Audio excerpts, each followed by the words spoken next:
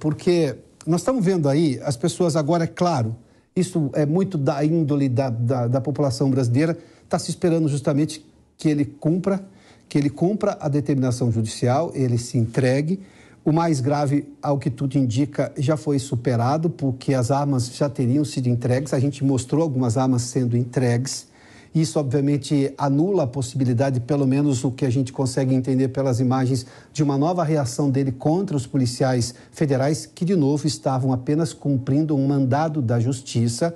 E também, por outro lado, há muitas críticas das pessoas, e a gente está fazendo isso, da forma como é o comportamento, como tem sido o comportamento da justiça brasileira. De novo, eu vou voltar à questão do esgarçamento, porque isso pode explicar o que está acontecendo nesse instante e o que pode vir a acontecer nesse momento turbulento da sociedade brasileira, sobre o qual a justiça brasileira não está conseguindo ser exatamente o órgão pacificador.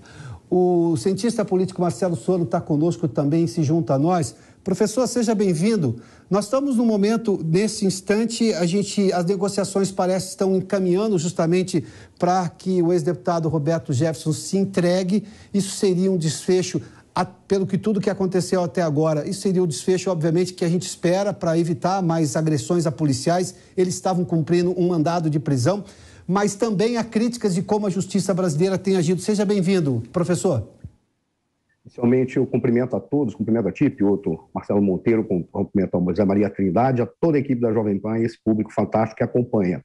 Eu creio que o Zé Maria Trindade pediu a palavra, não sei se é para fazer uma correção ou alguma coisa. Desculpa, eu não tinha visto. Então, Zé Maria, por favor, depois volta ao senhor, professor. Zé. Piotr, para dar uma informação muito importante.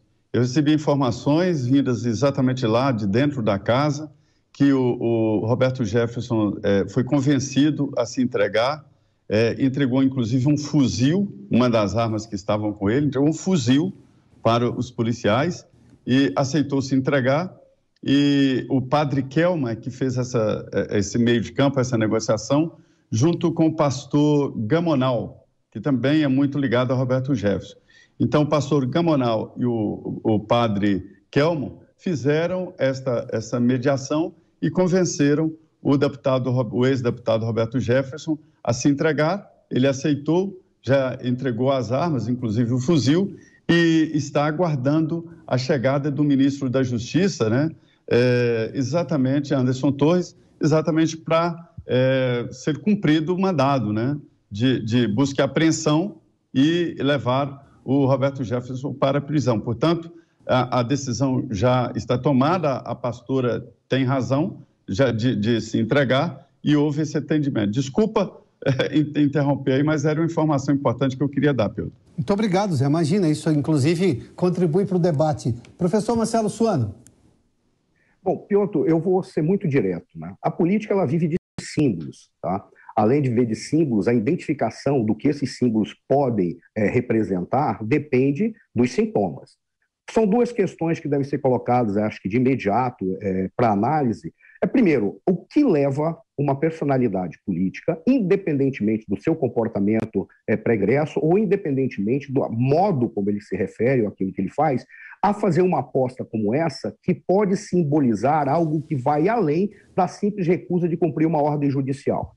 O que me parece é que ele, independentemente dele estar cansado, porque o cansaço dele se manifestou, não foi agora, o cansaço dele se manifesta há muito tempo, e no dia 22, quando ele fez as manifestações em relação à ministra Carmen Lúcia, ele foi muito inadequado, deselegante, isso é fato. Então, ali é que o cansaço se manifesta. O que leva ele a tomar essa medida? Aí vem o simbolismo. Muito provavelmente, ele pode estar apontando para o Brasil um indicativo de desobediência civil. Ora, a desobediência civil não é prescrita, e eu creio que não está prescrita em nenhum código.